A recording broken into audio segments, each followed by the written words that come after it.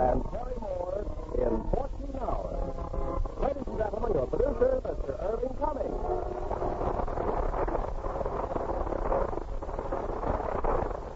Greetings from Hollywood, ladies and gentlemen. Can you imagine the indecision and torment of a boy perched on the high ledge of a building as he makes up his mind whether or not to jump? No, you probably can't. But you can understand the concern of a policeman who tries to save him, and the agony of his fiancée as they spend a terrifying 14 hours. And as the stars of this taut and moving drama from 20th Century Fox, we have that forceful actor, Paul Douglas, in his original role, and Terry Moore as a lovely and devoted sweetheart. Now, 14 hours, starring Paul Douglas as Dunnigan and Terry Moore as Virginia.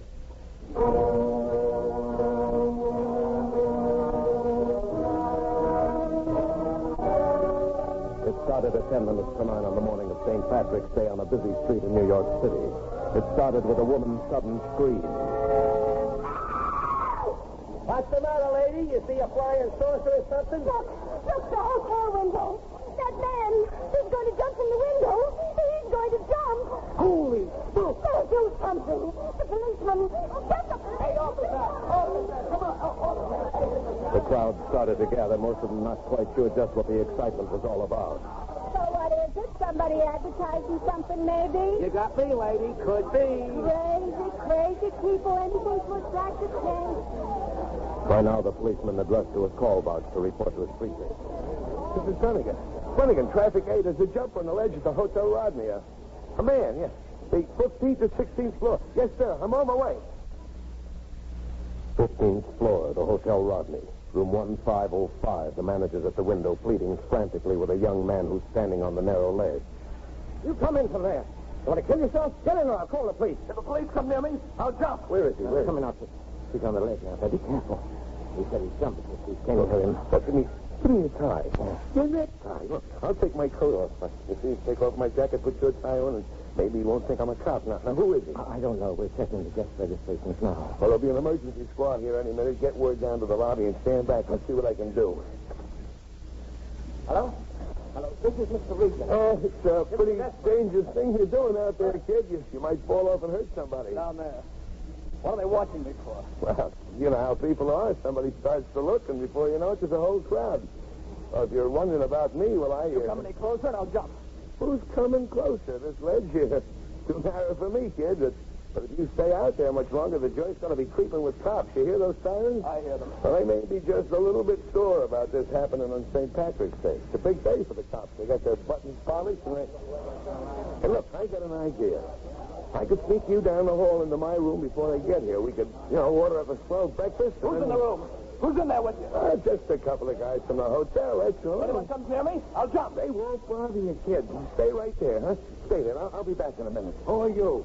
Dunnigan, sir, traffic 8. Who's this guy? I'm Mr. Regan, the manager. What are those doors? Connecting doors to adjoining rooms. Okay, get some keys and open them up. If the rooms are occupied, tell the people to get out. You, Sergeant. Yes, sir? Get up to the roof. There are 2 more stories. See if we can drop a loop on them from up there.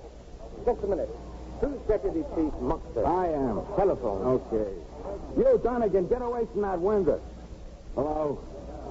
That's right. Now have them off that ledge in a few minutes. What? No. I don't want any brain specialists. Okay, send them around. Make them happy. I told you to keep away from that window. Well, I will, sir. I promise him. Hey, kid, look, kid. I'm going to level with you. I'm a cop. But I don't shoot anybody. I'm on traffic detail down here in the street. I don't know from nothing about what you're doing or why, but you look like a nice kid, and I hate to see you make a bad mistake. What I'm doing is my own business. Well, sure it is, but you ought to come in and think it over. The longer you stay out there, the rougher... Get in here. I'm sorry, kid. The chief wants me. What do you think you're doing, Dunnigan? Where's your jacket? Where'd you get that next time? Oh, I was probation time. I checked in late last night. William E. Cook, Syracuse. Phillips, here. It'll be phony, but check this name and address right away. Now, what were you going to say, Dunnigan? Well, I think I got him going, sir. Maybe if we could find out who he is, we'd find out what's eating him. Maybe he was in the Army. If we could get his prints on something. Or maybe they're in the bathroom. We could check the files, and then we could... What's your beat? Me? Traffic A, sir. Traffic, huh? Okay, go on downstairs and see about your traffic. Yes, sir. Get away! Get away from me or I'll jump! So Officer Donegan went back to the street to see about traffic. Well, he has plenty to see about, too. The sidewalks are jammed now. Traffic has started to stall. Thousands of New Yorkers on their way to work stand and stare at the spectacle of the young man on the ledge. Now a fire truck pulling its way up to the curb. The fireman is spreading a net, and like everyone else, they, too, are craning their necks, staring up to the ledge on the 15th floor. Who are they kidding? If he jumps from that high, he'll go through that net like a bullet. I'll give him something to aim at anyway. He sure picked himself a good spot for it. Yeah, no way to reach him except along the ledge. Come on, get back. Will you save those horns for New Year's? What to do about it? They stayed up and can't move. It's no gag. He's threatened to jump. Then give him a ticket. That's a crime, ain't it? Knocking yourself off? He's nuts, that's all. The guy out on the ledge, he's got a... he's just a kid. Maybe he's a loopy, but he didn't look like it to me. Hey, you were up there? You seen him? You talked to him? Hey, Mac, who is he? Who is he? Come on, will you? Come on. Why don't you people go to work? Now stand back there, folks. Haven't any of you got jobs? Keep moving now. Keep moving. High over their heads, up at the window, someone else is now talking to the young man. A doctor, the police psychologist. But he's making very little progress. So if you're upset about anything, son, well, I'd like to help you. I'm Dr. Strauss. Now, don't you even answer me? Where's the policeman? Policeman, which one? The one who was up here first. I don't want to talk to anyone else. Will you come back in the room if we let you talk to him? I'll have him up here right away. You know who he means? Probably that Flatfoot who botched the report and came up. Say, what's he want to talk to him for? It doesn't matter as long as he talks. If he'll unload these troubles on somebody, we've got a chance to get him in. Mancuso, what about the roof? Like I said, Chief, there's just no chance of dropping down a loop. There's no clearance. Okay. Now, what was the name of that cop, the one from traffic? I'm sorry, Chief, I don't know. We'll find him. Check. He's probably working the street. Get him up here on a double. There must be 50 cops working the street, sir. Find them, Phillips. You get that description on the air? Hey, not any minute, sir. There's a radio crew setting up across the hall. Oh, and the hotel manager wants to know who's going to pay The radio station. Who else? Now, let me get to that window. Hey, fella, it's me again. You're not the one. Get away. Get away. I know I'm not the one, but we're getting him, see? So take it easy. We'll have your friend up here in a couple of minutes. Broadcasting from the 15th floor of the Hotel Rodney, and here's the description. Please listen carefully. He's about 23 years old. He's wearing gray flannel trousers and a white shirt, brown eyes and wavy brown hair. He's about 5'10" and weighs about 160 pounds. This is extremely important. If you recognize this man, call Spring 73100. And now I'm turning you over to George Button on the 15th floor of the office building directly across the street. Come in, George. Well, the man we have just described for you, ladies and gentlemen, appears cool and detached as he stands on that narrow ledge across from where I am talking. Now and then he teeters precariously over the ledge, calmly looking down at the abyss below. The crowd is galvanized, spellbound by the breathtaking spectacle of... Well, they found Officer Donegan. He was just where he belonged, out on the street trying patiently to clear the traffic. They got a cordon of police now all around the hotel. Too many people are trying to get in. Take this man, for example. I demand you get in, officer. I'm the Reverend Dr. J.C. Parkinson, the boy's pastor. Well, if you'll just wait here, Reverend, But his parents sent me here. What church do you represent? Well, I work in faith and magnetism. I saved 17 souls last month. Souls respond scientifically to slogans and prayers. Yeah, tell you what, Pop, you come back tomorrow. Right now, we're pretty busy. Hey, Farrell, get on the house phone. Will you tell the chief I'm on my way up? You looking for me, Chief? Who are you, Donegan? This joker's father or something? He wants you. What did you say to him before? Oh, I don't know, sir. Nothing special. Well, whatever you said, get over to that window and say it again. I'm sorry, Chief, but I don't know what you want me to do. You got to him. He loves you. He won't talk to anybody else. He doesn't like me, and he doesn't like the doctor, so you're rich. So go on, get to work. Well, this is a little out of my line. I don't know anything about loopies. Doc, tell him. Just be natural with him. Just talk to him. Yeah, but what do I say? Doesn't matter. Anything to sublimate his drive. Easy, Doc. I took a little French, but I didn't keep up with it. Sorry. Try to break his stride, spoil the momentum he's building up out there, and make him talk if you can. Now, hurry, please. Okay, I'll try. It's me again.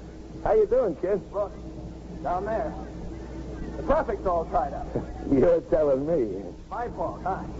I'm holding up the parade, I guess. St. Patrick's Day parade. Don't worry about that. I feel better than I did before. Oh, that's swell. Hey, it's going to be a great parade. You buy your shamrock yet? Are you Irish? Take a good look at my kisser, kid. You don't have to be a heart to wear the green today. Everybody does it. You know, it makes them feel good. They get in the act. Hey, suppose I get the hotel to fix up a room on the other side, and then we can sit out like this and see the parade, huh? How about that? No, I've got to think this through. Sure. Just an idea. But what was it you wanted me for, kid? Why'd you bother to send for me? Everybody else lies to me. Well, thanks. I appreciate that, kid, but I better tell you, I don't like it up here. You see, I'm on a spot with the chief. I don't think he likes a flatfoot muscling in.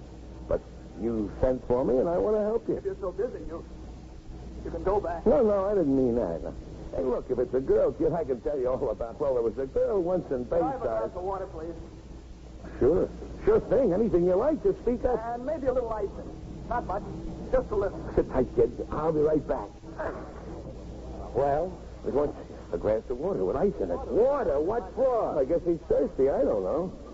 Now, look, if I can con him into coming a little closer to the window, well, when he reaches for the glass, maybe I can make a grab for him. I yanked you, and then both you'd go over. Well, not if some of the fellas here hung on to me. He yanked us all. I don't mind losing you, but I don't want a whole daisy chain of cops sailing out that window. Hey, Chief, why not put a rope on Dunnigan's leg and then put some beef on the rope out in the hall? Then if he makes the grab... Okay, get a rope. And get him a glass of water. Now stall him, Dunnigan, while we get you rigged up. Tell him... Who let that guy in here? What do you want? I'm from the radio station, Chief. If I can get this microphone near the window, we can catch some of that conversation from the ledge, huh? Get this screwball out of here! What about those fingerprints in the bathroom? We're working on him, Chief. You playing poker in there? Turn on some beef. I'm getting a glass of water, kid. I sent for some ice. You know, not much, just a little, like you said. Never mind. Well, it'll just take a second. I'll be right back. Oh, that's fine, Dunnigan. Keep talking. He's starting to relax, I think. I think he's getting a big bang out of it out there. Big shot in it out there. You see him teetering before? It's scared the We're all living... set, Dunnigan. And here's the glass of water. Hey, give us a little more slack here on that rope. Tight enough, Dunnigan? Yeah, it's okay. Now, hey, only remember this, you guys. If I get a chance, I'll make a grab for him. But when I do, just be sure your hands are out of your pocket. We'll pull you back. The most you can fall is a couple of stories. Oh, wait a minute. I want to put this tablet in a glass of water. What is it, Doc? Stimulant.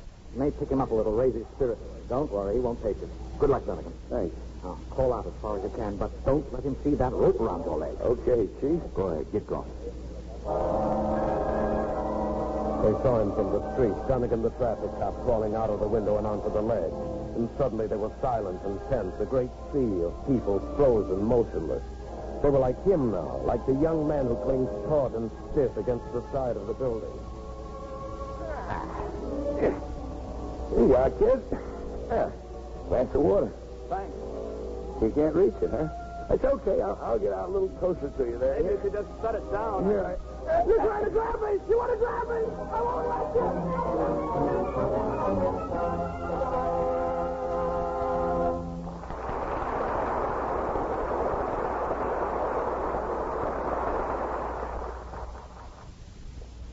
Now, our producer, Mr. Cummings. Act 2 of 14 Hours, starring Paul Douglas as Dunnigan and Kerry Moore as Virginia, with Marvin Bryan as Robert.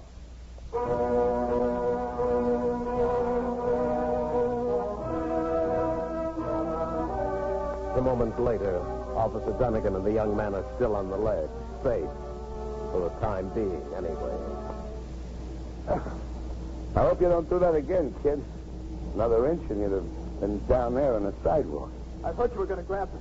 And I thought we were getting to know each other a little. All I was trying to do was, well, give you this glass of water. Just set it down. How's this? Be careful, you might fall. Okay. The doctor put anything in the water? Oh, I don't think they do a thing like that. Hey, I'll tell you what I'll do. We'll give it the Dunnigan test. I'll sample it first. Anything I can drink is all right for babies. Go ahead. Take a drink. All right. Well, there you are, see? Thanks. It's okay. I'll go back in now. Take it easy, kid. Sit tight. What do you think you're doing? No use, Chief. He's too sharp. Go back out there and stall him. We just got a report on him. We're trying to get his family up here to see what they can do with him. Look, his name is Robert Cosick. Cosick, whatever kind of a name that is. Okay.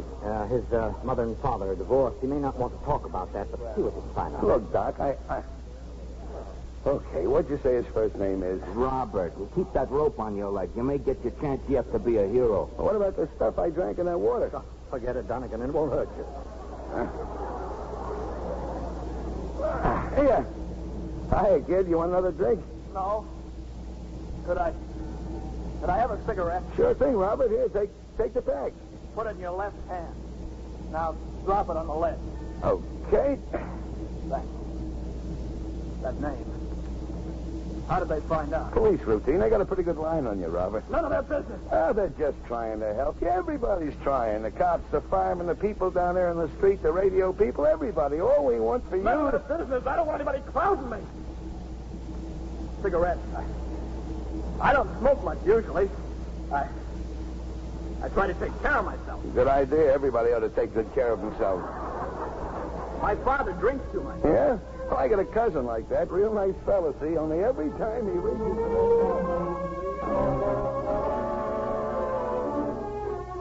And so they talked, the policeman and the young man. And as the moments went by and the gaping crowd below stood watching, the phone in Robert's room rang once again. We got a lead on his father, Chief. I just talked to the bond house where his old man works. He's a salesman. But he's out somewhere. They can't locate him. Well, get a pickup on him. What about his mother? He lives with his sister in Jersey, but they can't reach her either. Somebody thinks she went shopping. Well, give the dope on both of them to those radio bums. It'll give them something to do. Maybe somebody will be listening. Yes, a few moments later, the appeal went out on the radio. For any information at all concerning them, please call this station or the police immediately. I'll repeat the names. The father is Paul E. Cosick. The mother is Mrs. Christine Cosick. This is urgent. Well, we're still in the office building, ladies and gentlemen, some 400 or 500 feet across from the Hotel Rodney, where Robert and Officer Dunnigan are out on the ledge. Dunnigan's just an average, hard-working New York cop, but he seems to be winning Robert's confidence where everyone else has failed. And back of them in the hotel room, experts of every description have been trying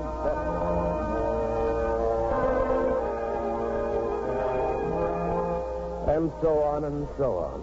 Well, a lot of people heard that radio appeal about Robert's parents, and now about an hour later, the police are rushing the woman into the hotel, past the reporters, past the photographers, and up to the 15th floor.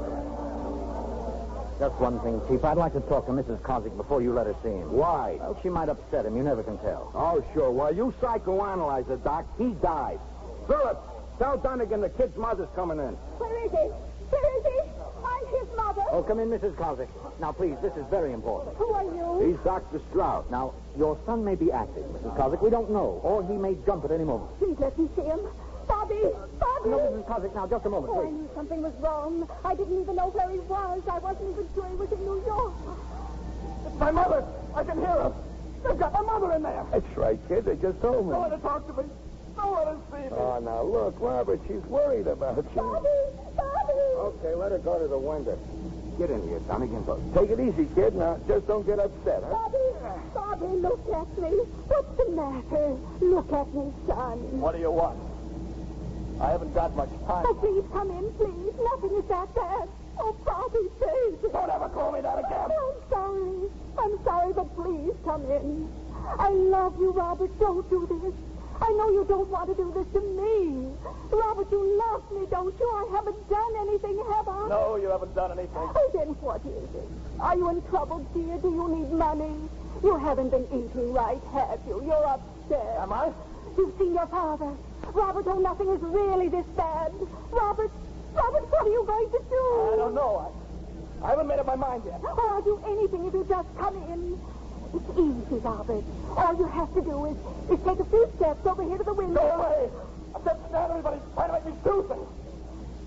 Mr. Dunnigan, take her away from here. Robert, don't. Kid, just stay where you are. Get in here, Mrs. Cosick. Robert, my baby, my baby. Oh, yes, Commissioner. Deputy Chief Marks, sir. Emergency, sir. Well, I don't know what more we can do, sir. Annette? Well, yes, sir, we've tried, but we can't rig up any sort of a net without him seeing it, and once he sees it, he'll jump. Yes, sir. Yes, I will. Get those firemen back here. I gotta talk to them. Mrs. Closet, tell me, has Robert ever done anything like this before? No. No, he's always been nervous, but never Why once. won't he talk to you, Mrs. Cossack? He's just not himself. You think he's busted up about a girl or something? I don't know that. I haven't even heard from Robert in more than... Inspector Clavers, can I get through, please? It's his father. Here's Mr. Cossack. I don't know if there's anything I can do, but... Oh. Hello, Chris. Paul, you're just shameless. We're doing all we can. Why did you have to come here? You think you can do anything for him? You want to talk to him? No, don't let him. Haven't you done enough damage? Chris, please, for the love of... Now, wait a minute. I've got enough on my hands without this. I'm trying to talk your son out of taking a knife. Now, come on, both of you. Outside in the hall. Give me a hand, will you, Donnie? It'll be better out here in the hall, Mrs. Cossack. Then Robert can't hear you talking. It's his fault, it is. After 15 years of neglect to come back here, if there's anybody to blame for this, it's... Okay. You want to talk to him, Mr. Cossack? Well, if you think it'll do any good, but Robert's been closer to his mother. I've had the whole burden. If you've been able to give him any kind of a living, any kind of a Chris, home... for heaven's sake, please shut up. Mr. Cossack, I've been out on the ledge with Robert most of the morning. I know I can count him in if I can just get my hands on what's bothering him. So, what is it? You're his father. What's bothering him? Well, I don't know. It's been years since I really... Yes, I'd like to talk to him. Oh, this is ridiculous. I'm going back there. Now let me go. Bobby! It's all right, dear. I won't let the doctors touch you. I won't let them do anything to you. I know what Virginia thinks, but Virginia's wrong. You're not sick. Don't listen to her, Bobby. You don't have to do anything. You shouldn't have done that, Mrs. Cossack. Now get away from the window. Ask him, Dunnigan. Ask him if he'll see his old man. Robert, your father's here too, kid. No. Oh, he wants to see you. Only he's afraid that maybe you got something against him. You got nothing against him, have you? Tell him to leave me alone. Who's Virginia? Will you tell me who Virginia is? I don't know. I don't know anybody by that name. How long since you saw your father, kid? They fought all the time. It was his fault. He's no good. Look, this is none of my business, so don't get sore. You sure you're not just taking your mother's word for that? For what? Well, about your father. Maybe you'd like him if you gave him a chance. Why don't you talk to him and give him a chance, huh? You will? Oh, that's swell. He's right here, kid. Hey, Doc, you talk to his father. He says you'll talk to him. Mr. Connor. I have to stand at the window there? Well, sure you got to stand at the window. Well, I just admit I can't stand looking down very well. He's here, kid, but you don't have to talk to him any longer than you want to. Anytime you feel like you want to stop, just yell like before, okay? Okay. Thanks a lot.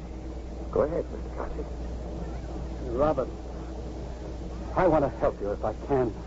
I'm not going to ask you to tell me why you're doing this if you don't want to tell me. I know it's difficult. It's been difficult for me, too. Why did it turn out like this, Robert? What happened? I tried to tell you, Chief, the kid's mother. She hit him with somebody named Virginia. He turned white as a duck. I said, who's Virginia? And he clammed up. I figured there's a girl mixed in it somewhere. See what you can get out of the mother. Well, where did she go? The reporters, Chief. They got her in that room down the hall. Well, get her back here. Oh, what's the rush, Donnigan? Maybe the old man's getting to him. Get back to the window. See what he's saying. I know I've made a lot of mistakes, Robert. But I loved your mother. I don't know really what happened. You know what I'm trying to tell you, son? No. I never understood you. You're afraid to look down there. Aren't you, Father? Thousands of people and cars. Thousands of people. They're all looking at us. Robert, are you trying to punish? Punish? Your being here, tell me. Is it some way to try to make me feel that all these years I was just...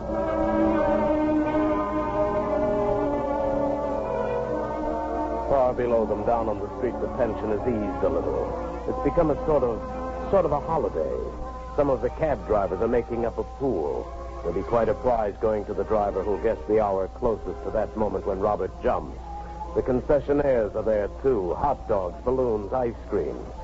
But now in the room on the 15th floor, Dr. Strauss is reporting back to the Deputy Chief of Police. Well, what about Mrs. Cossack? He's still talking to the reporters. Say, what goes with her anyway?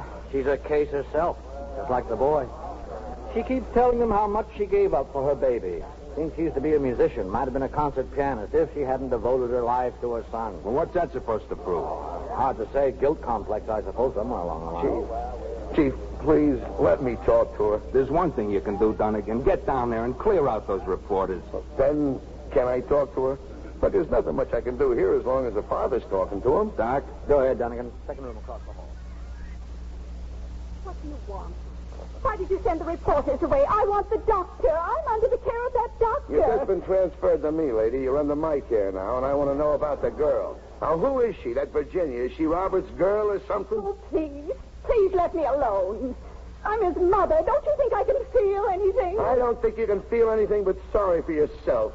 Look, I've been out there all day now, hanging from that window by the seat of my pants. I don't know what's wrong with your boy. I don't know why I care, but I do. I'm going to do everything I can to get him off that ledge. You're just a policeman. The doctor said that... You're interrupting me. Now, if there's any chance that Robert has a girl that might help him to get back in, I'm going to find out about her, even if I have to get a little rough with you. I'm not kidding. I want to know. Now, why did Virginia leave him? Why? Give me another chance, Robert. I'm your father. I was wrong to leave you and Mother. I didn't want to hurt you, but I just couldn't stand the bickering, the constant carping and complaining. What right have you got to say that? It got so I couldn't go home. I hated the sight of her, the sound of her voice. No, I didn't mean to say that. If you ever say that again, if you ever so much as touch my mother, I'll kill you. I'm sorry, Robert. Really, I'm sorry. 10 minutes more. 20. 30. Robert's alone now. He just stands on the ledge and looks down at the crowd. What does he see down there? Not much, really. He's too far away to see the faces, just a vast, nameless array of humanity patiently waiting for him to make up his mind. And among the sea of people is the evangelist. Remember him? The one who talked about faith and magnetism. He still wants to see Robert, and he won't give up. He's in the hotel now, down in the basement. He told the guard he was from the water company. Somehow he's going to get upstairs. Let's wait and see. Well, what about it, Dunnigan? You get anything out of his mother? The girl's name is Virginia Forrest. They got engaged, only now it's busted up. I couldn't tell whether... Where is she now, this Virginia? Well, she lives with her folks in Connecticut, Stamford. It'll take a couple of hours to get her down there, even if we find her. Well, what's the difference? Okay, we'll give it a whirl. You hear that, Mancuso? Put a pickup on her. Yes, sir. Virginia Forrest, Stamford, Connecticut. Now get back to the window, Dunnigan, and keep your boyfriend busy. We're going to drop a man in a rig from the roof and try to grab him. A rig? But if the kid sees anything like that, he'll die. You tell that to the commissioner. He just had me on the phone again. Now it's in order. Sorry, sir. Doc, how is he? Well, he's getting pretty confused. I'm glad you're back. You know what they're going to do? That rig routine from the roof, they're crazy. Keep the boy from looking up. That's all you can do. Hi, kid. It's me again, Dunnigan. I got you some more cigarettes. No, thanks. Hey, that looked like a pretty good thing you had with Virginia, huh? Why'd you throw her over? She's probably worried sick about you. Wasn't any good. Why not? Just wasn't. Why did they ever have to find out about her? I didn't want her to know anything about it. So Dunnigan keeps talking to him, holding the boy's attention. And as the minutes go by, a man is being lowered from the roof, a man in a chair, a sort of breeches buoy. Orders from the commissioner. Maybe it's going to work. Maybe the man will get to him. Get to Robert before the boy even knows he's there and pin him against the side of the building. They're yelling at him, yelling at Robert. People from the office buildings across the street. The windows are full of them. They're warning Robert. For some crazy reason, they don't want him to be fooled. And finally, Robert hears and looks up. Get away from me! Get away! Put him up! Oh, get that man out and put him on Robert! No, don't jump! You're not a stinking cop! You knew they were going to do that! You were in on it! Shut up!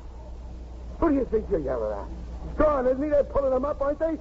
You open your trap to me like that just once more, I'll come over there and push you off myself. Robert, be quiet! You realize he was risking his neck for you?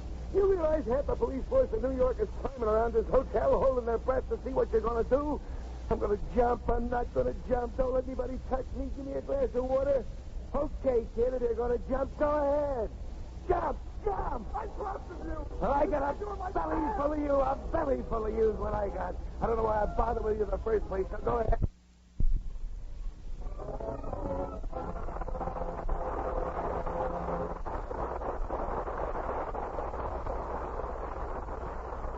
We'll continue with the third act of 14 Hours in a few moments.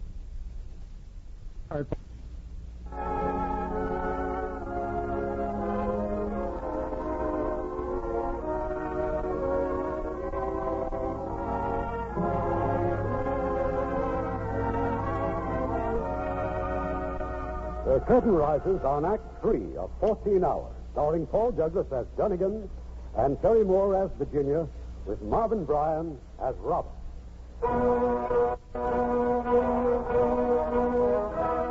No, Robert didn't jump. He's still there. And up on the roof, commissioner or no commissioner, the police and the firemen are hauling back the ropes, the breeches boy and the man they lowered to the 15th floor. Mr. Donegan. I got nothing more to say to you. I appreciate what you've been trying to do. I'm all mixed up. I'm sorry. So you're sorry. Look, but don't you see your mother gave you a wrong steer about your father? Don't you see he's really a good Joe and he likes you? I guess so. I just don't know what to do. Your father's still here. Why don't you tell him you were wrong? Why don't you? Okay. Mr. Cossack. It's all right, Robert. I understand. I guess we both understand each other a little better now. Yes. It doesn't matter so much anyway. Listen to me, Robert. Why don't you come on in for a little while? I'll make a deal with you. Now, you've been out there a long time. You're tired. You haven't had anything to eat, and I'll make a deal with you. Save your breath. You haven't even heard it yet. Now, if you want to come in and take a shower and think things over, I'll clear everybody out of the room. I'll give you the key, and you can lock yourself in. And then if you want to go back out there on the ledge again, why, okay, that'll be your own decision. How do I know you're doing it? How do I know? Because you got my word for it.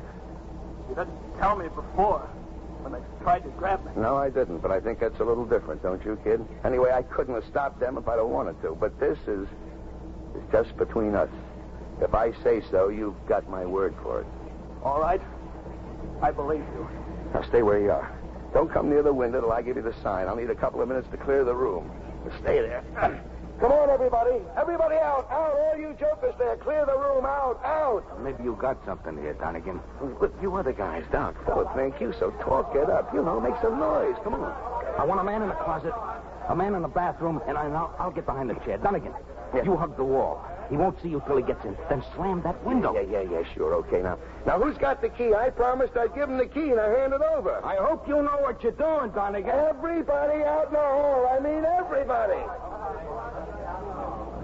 I'll leave the key here, Robert, here on the ledge in front of the window. Now, just give me a couple of seconds to get out, and I'll guard the door and see that nobody busts in until you get it locked, okay? Okay. Count to 10, kid. Count to 10, and then come in. The room is quiet now. The police are hiding. Robert stands on the ledge counting. 7, 8, 9, 10. He makes his way to the window, crouches and looks in. He sees no one. And then suddenly the door leading to the adjoining room is flung open. Kneel and pray, my boy. Kneel and pray. The evangelist. Kneel and pray and be washed in the blood of... Come back, Robert. Come back! But Robert is gone again, back on the ledge, trembling and white, his eyes shut, his arms flung wide against the walls of the building. And he stands there gasping. I'm sorry, Robert. I'm sorry. It was a mistake. I don't even know where he came from. Why wasn't somebody watching that door? We almost had him. He'll never believe me now, no matter what I say to him. I'll pray for him. I'll kneel and pray for him. Not in here, you won't. Get rid of this character. Donegan? Yeah. You got any other ideas? What's the girl? You got anything on the girl? Nothing yet. I'm going down to get a cup of coffee. You want to stay here? Whatever you say. Stay. Can I use your phone? Yeah, go ahead. Clear a line for Donegan. I'll be back in 10 minutes. Okay, on the phone, Donegan. Thanks. Hello? Now give me Bayside 99970. Yeah, thanks. Hey, where are the others? The doc, the kid's parents. Down the hall. Reporters again. You want anything? No. Hello? Oh, Helen? I'm going to be a little late tonight. Yeah. Are the kids there? Harry okay? I don't know. I still have to check in. Donegan! Hang on, Helen. Yes, sir? They found the girl, Virginia. They're flying her down. Stick around. Yes, sir. Helen, I'll explain when I see you. No, it's okay. Now, go ahead. Will you start without me? Yeah, save me a piece of liver. Goodbye. Flying her down, huh? Well, maybe she's all we need. I don't know from nothing anymore. Hey, look. It's starting to get dark outside. Yeah. I better stick my head out there. See if you're talking. Kid, are you all right? Are you all right? Yes, it's getting dark now. The lights are starting to come on. There's one right across the way in the office building where the radio announcer is still at his microphone. And the darkness is transforming this entire scene into, well, it's a strange, fantastic sight. The police have brought in searchlights now. They're training them on the building. Robert Cossack stands there transfixed by the sudden glare. He's waving his arms. Oh, wait a minute. The searchlights are being turned off, and very wisely, I should say. There's no telling how that intense light might affect him, and they're taking no chances. There's been a rumor that the police have found a girl, some girl who may...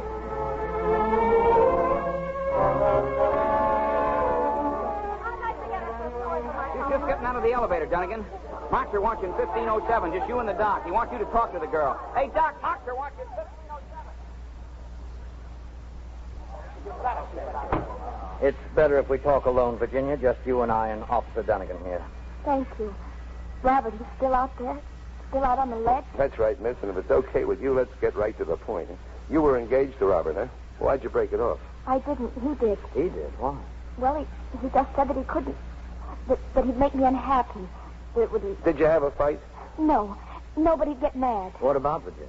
Whenever I tried to help him, he'd get in an argument and lose his job and get sick. Really sick. I tried to get him to see a doctor, but... And he'd get angry about that? Yes, all I had to do was mention it. We want you to talk to Robert, but first we want to be sure you understand. Oh, I couldn't talk to him. I couldn't. Well, don't you want to help him, Virginia? Oh, yes, I do, but I can't... We were hoping that maybe you could make him see that he was important to you. But what can I say? We've put some of the pieces together, Virginia. Part of it's only guesswork, but it's an old pattern.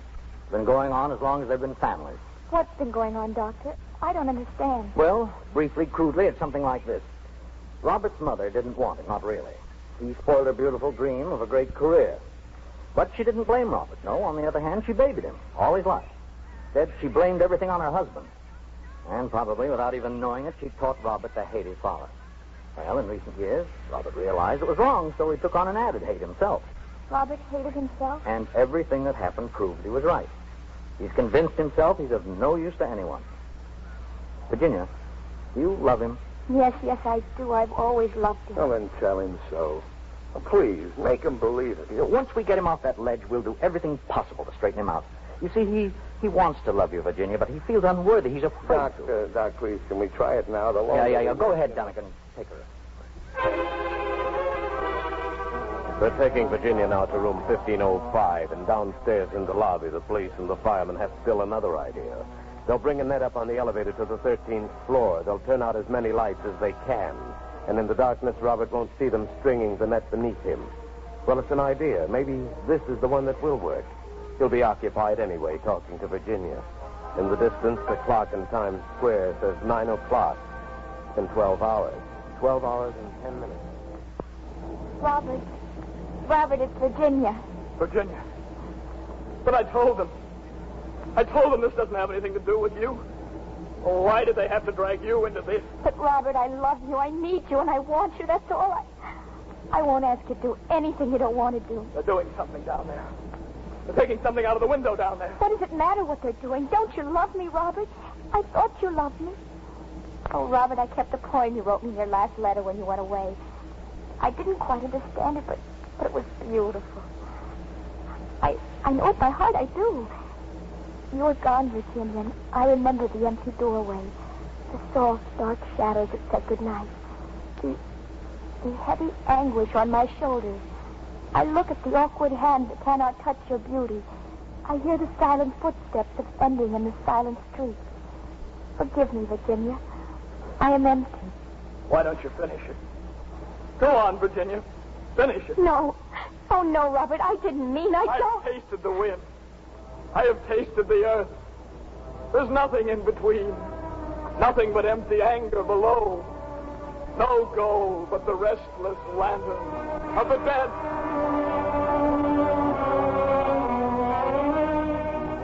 In the darkness, they're stretching the net out of the 13th floor windows, but it's taking too much time, more time than they thought, and Deputy Chief Moxer has gone upstairs for Dunnigan.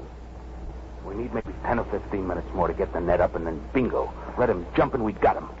The point is, can you keep him busy that long? Yeah. You okay? I'm okay. What happened to the girlfriend? She did all she could. She's inside now with his folks. 1507, you know. Maybe the doc better give you something. I'm okay. Well, it's all yours, Dunnigan. Yeah. It's me, kid. What's the trouble? Why can't you tell me? What is it? I don't know. Virginia said you were acting kind of funny. I can't breathe. I couldn't breathe if I came. Well, I think I know how you feel about it. You're mixed up about Virginia, I guess. She's gone. No, of course not. You want to see her again? No. Okay. Maybe you want to marry her, only you don't want to, you can't, or you think you should. You know, that's a tough one. It could happen to anybody. By the way, you know how many girls call up this hotel here today and say they'd marry you? How many? Well, a lot. About 10, I think they told me. They're crazy.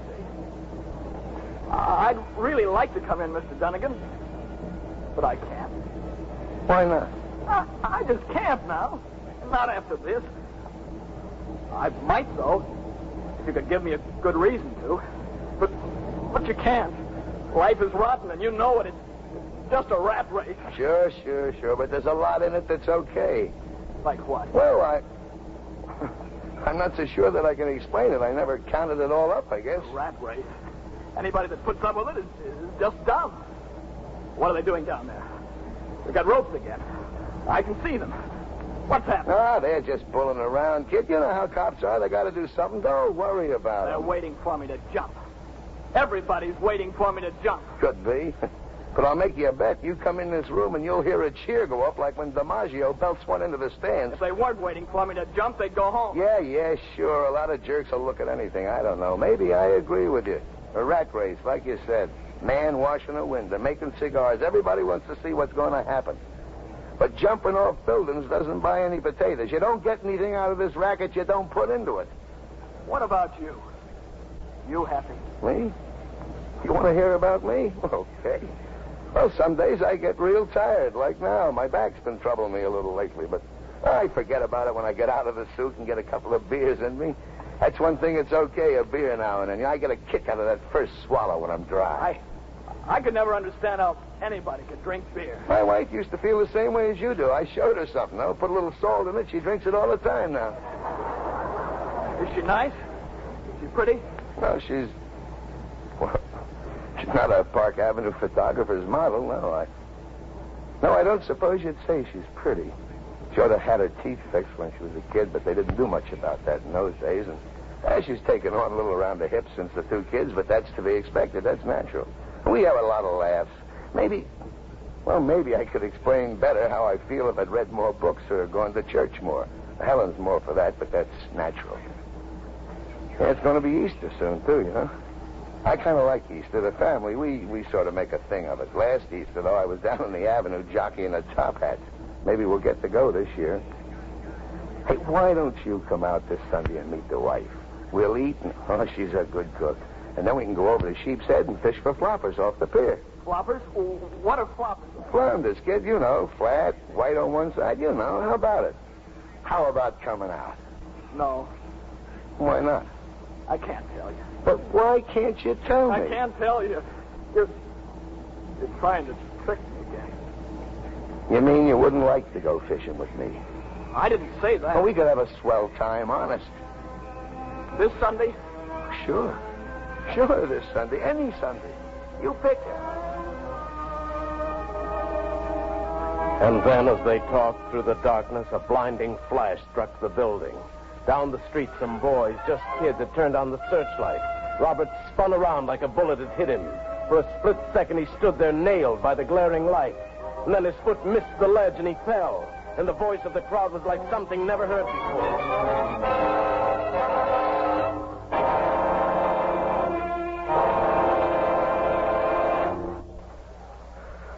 Dunnigan? Yes. Me, Dunnigan, Moxie. We got him. We got him in the net on the level, Dunnigan. Go ahead, Doc. Tell him. He's all right. He's suffering from shock, but he's all right. Doctor? Oh, come in, Virginia. Later, will it just happen again? We'll all have to help him, Virginia. But he wants to live, so the worst is over. Right now, he needs rest. Mr. Dunnigan, I can't... It's okay. You just do what the doc tells you. Thank you. I'm going to get a drink, Donegan. You come with me. Oh, thanks, but I'd better get on home. If it's okay with you. Oh, yeah. Go ahead. Good. Go on. Things on the street are quickly returning to normal now. People come and go without policemen stopping them. Maybe some good has come out of all this. Maybe they've learned something. Kindness, maybe. To be a little kinder to each other. I don't know. Officer Donegan is walking across the lobby now, and a little girl runs up to him and he picks her up. His daughter. She tells him that her mother and brother are just outside, that they've come for him. Oh, so you heard it on the radio, huh? Well, here you are. Come on, honey. Let's find your mummy and go home.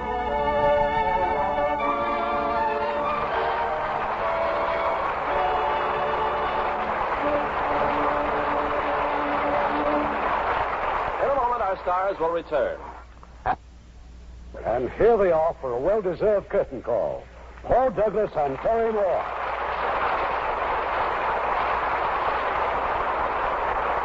Play for next week, Irving. Next week's play is in a class all its own. It's a beautiful tale of faith and a miracle. A story that reminds us that indeed there are more things in heaven and earth than are dreamt of in our philosophy. It's the miracle of Fatima. And as our stars of this inspiring Warner Brothers picture, we will have that remarkable young actress, Susan Whitney, in her original role. And that brilliant character actor, J. Carroll Nash. It's a wonderful picture. Irving, it's been nice to be here. Good night. Good night. Good night.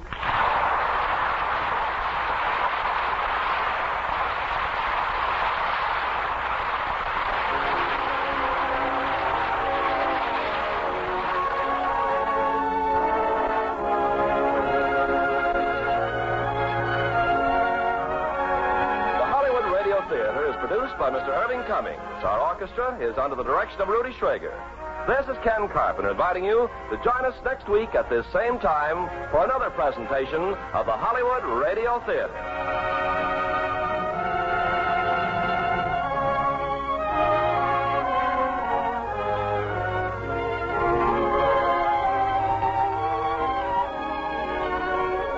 Hollywood Radio Theater is a presentation of the United States Armed Forces Radio Service.